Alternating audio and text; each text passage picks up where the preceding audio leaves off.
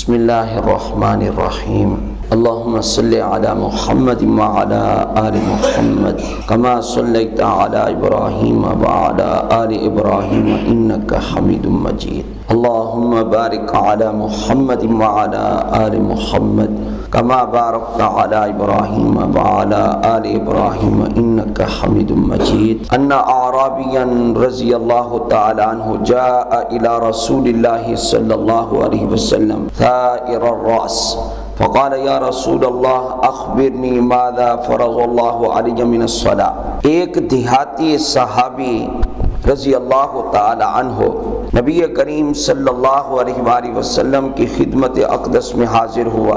ثائر الراس، وہ سر کے بال اس کے بکھرے ہوئے تھے، اس لیے کہ دیہات کے رہنے والے پھر سفر سے آئے تھے۔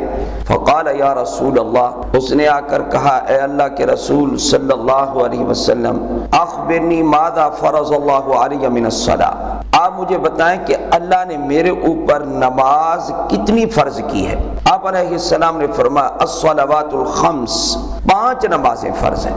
مسلمان پر کل نمازیں 5 فرض ہیں، مرد کو با جماعت ادا کرنی چاہیے۔ اس کے علاوہ آپ علیہ السلام نے فرمایا الا ان تطوع شیئا، مگر یہ اپنی طرف سے تو نفل پڑھنا چاہے 5 نمازوں کے علاوہ تو نفل پڑھ، اس کا اپنا اجر ہے، اس کا اپنا ثواب ہے۔ جس طرح آج کل اب رمضان شروع ہو گیا ہے تو اس میں پورے رمضان میں کوشش کرنی چاہیے کہ تراویح کی نماز بھی نہ چھوٹے اور تہجد کی نماز بھی نہ چھوٹے، کیونکہ یہ بہت قیمتی مہینہ ہے۔ اس کا ایک ایک لمحہ ان لوگوں کے لیے بہت قابل قدر ہے جو لوگ اس کی قیمت کو جانتے ہیں۔ میں نے ایک حدیث کے عالم کی ایک بات پڑھی، امام زہری رحمت اللہ علیہ کی، وہ یہ فرماتے ہیں تسبیحۃ فی رمضان خیر من الدنیا وما فیہا، رمضان المبارک میں ایک مرتبہ سبحان اللہ کہنا یہ دنیا وما فیہا سے بہتر ہے۔ تو جب سبحان اللہ کا اتنا ثواب ہے رمضان میں تو باقی عبادات کا کتنا ثواب ہوگا۔ کوئی عبادت اللہ کے نبی صلی اللہ علیہ وآلہ وسلم نے یہ نہیں فرمائی کہ میرا امتی میرے بعد بھی آنے والا اس کا عبادت کرنا وہ ایسے ہے جیسے اس نے میرے ساتھ عبادت کی ہے، لیکن آپ علیہ السلام نے رمضان المبارک کے عمرے کے بارے میں فرمایا عمرۃ فی رمضان تعدل حجۃ معی، فرمایا رمضان المبارک میں جس نے عمرہ کیا اس کا وہ عمرہ میرے ساتھ حج کے برابر ہے۔ فرمایا فقال اخبرنی ماذا فرض اللہ علی من الصیام، اللہ کے رسول صلی اللہ علیہ وآلہ وسلم آپ مجھے یہ بھی بتائیے میرے اوپر روزے فرض کتنے ہیں۔ نبی اکرم صلی اللہ علیہ وآلہ وسلم نے فرمایا شہر رمضان، رمضان کا مہینہ پورے کے پورے روزے تیرے اوپر فرض۔ عجیب بات، جب پوچھا جاتا ہے بھی تو نے روزہ کیوں نہیں رکھا تو جواب میں آگے پتہ کیا کہتا ہے، کہتا ہے نہیں مجھے پیاس لگتی ہے۔ روزہ تو رکھے گا تو روزے میں پیاس تو لگتی ہے۔ روزہ خوروں کی تعداد زیادہ ہو گئی، رمضان کی قدر و قیمت کم ہو گئی، کھانے پینے کی دکانیں کھلی ہیں، ہوٹل کھلے ہیں، رمضان کا احترام نہیں ہے۔ اس لیے رمضان آیا اور یہ چلا جائے گا، لیکن اگر روزے تم نے چھوڑ دیے تو رمضان کا جو فرض ہے وہ چھوڑ دیا۔ الا ان تطوع شیئا، مگر یہ ہے کہ تو نفلی روزے رکھ، رمضان کے روزے فرض پورے کر لیے اب ٹھیک ہے۔ اس کے بعد اگر تو نفلی روزے رکھے گا پورے سال میں، جب بھی رکھے جتنے رکھے ان کا ثواب تجھے زائد مل جائے گا، لیکن فریضہ تیرا پورا ادا ہو جائے گا جب تو رمضان کے روزے مکمل کر لے گا۔ اس صحابی نے کہا اخبرنی ماذا فرض علی من الزکات، اے اللہ کے رسول صلی اللہ علیہ وآلہ وسلم آپ مجھے بتائیے اللہ نے میرے اوپر زکات کتنی فرض کی ہے۔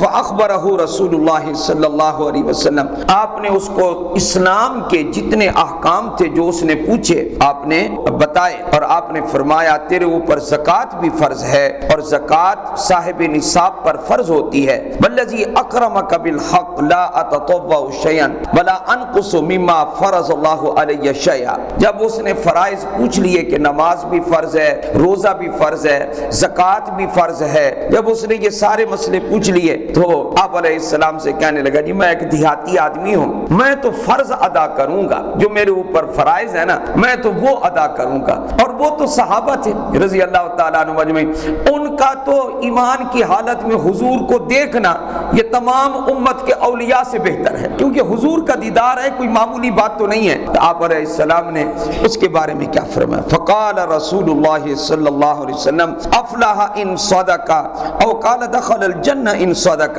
آپ علیہ السلام نے فرمایا کہ یہ جو میرا صحابی ہے یہ سچ اگر بول گیا ہے، مطلب یہ تھا کہ آپ علیہ السلام نے سامنے ان کی یہ تعریف زیادہ نہ کی، صحابہ تو سارے سچے تھے، فرمایا اگر یہ سچ کہہ رہا ہے یہ میرا صحابی، یعنی اس پر مکمل عمل کرے گا، فرائض ادا کرے گا، تو آپ نے فرمایا یہ کامیاب ہو گیا۔ اور آپ نے فرمایا دوسری حدیث میں آتا ہے، فرمایا جو فرائض ادا کر لے میرا امتی وہ جنت میں داخل ہو گیا۔ اس لیے فرائض جو نماز فرض ہے اس کو بھی نہیں چھوڑنا، جو روزے فرض ہیں اس کو بھی نہیں چھوڑنا، خصوصاً فرائض کی طرف پوری توجہ۔ اور مال کے ہمارے دلوں میں بہت اٹکا ہوا ہے، چمٹا ہوا ہے، اس لیے اس کی زکوٰۃ بھی پوری ادا کرنی ہے، ہر سال اس کی زکوٰۃ پوری ادا کرنی ہے، ورنہ جس نے زکوٰۃ ادا نہ کی اللہ تعالیٰ معاف فرمائے۔ بس آپ نہ پوچھیں کہ قرآن نے اور حدیث نے پھر کیا بیان کیا۔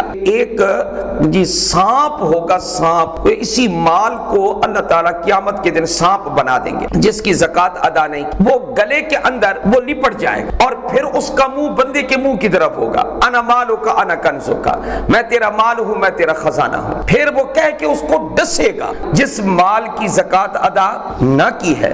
اس لیے زکوٰۃ ادا کرنی چاہیے۔ امام زہری رحمت اللہ علیہ یہ بھی ارشاد فرماتے ہیں کہ اے لوگوں یہ مہینہ کون سا ہے؟ فرمایا یہ رمضان کا مہینہ تلاوت القرآن، قرآن پاک کی تلاوت کے ایام ہے، قرآن کریم کی تلاوت کا یہ مہینہ ہے، کیونکہ اللہ تعالیٰ نے قرآن کریم کو نازل ہی اسی مہینے میں کیا ہے۔ فرمایا رمضان کا خلاصہ یہ دو چیزیں ہیں، کیا؟ قرآن کریم کی تلاوت کرنا، سننا، قرآن پاک کے ساتھ اشتغال۔ نمبر 2 اطعام الطعام، لوگوں کو کھانا کھلانا، یعنی قرآن کریم کی تلاوت بھی کرو، روزے بھی رکھو، اور لوگوں کو جتنی تمہاری حیثیت ہے اس کے مطابق لوگوں کو بھی کھانا کھلاؤ۔ اور اطعام الطعام کی بڑی فضیلت ہے۔ علماء فرماتے ہیں 2 اعمال ہیں، ایک ہے کھانا کھلانا، ایک ہے غلام آزاد کرنا۔ اس زمانے میں غلام بھی ہوتے تھے، ان کو آزاد کیا جاتا تھا، فرمایا ثواب اس کا بھی ہے، حتیٰ کہ جس نے غلام کو آزاد کر دیا، کسی بھی غلام کو آزاد کیا، تو اس کے بارے میں حدیث پاک میں آتا تھا اللہ اس غلام کے ہر عضو کے بدلے اللہ تعالیٰ اس آزاد کرنے والے کے ہر عضو کو جہنم سے آزاد فرما دیں گے۔ جب اتنا ثواب ہے غلام کو آزاد کرنے کا، تو اب اطعام الطعام، عرب کہتے ہیں اطعام الطعام جو ہے کھانا کھلانا لوگوں کو، یہ اس غلام کے آزاد کرنے سے بھی بہتر ہے۔ اس لیے یہ مہینہ تلاوت قرآن کا بھی ہے، اور یہ مہینہ مواصلات اور خیر خواہی کا بھی مہینہ ہے۔ اللہ ہم سب کو عمل کی توفیق عطا فرمائے۔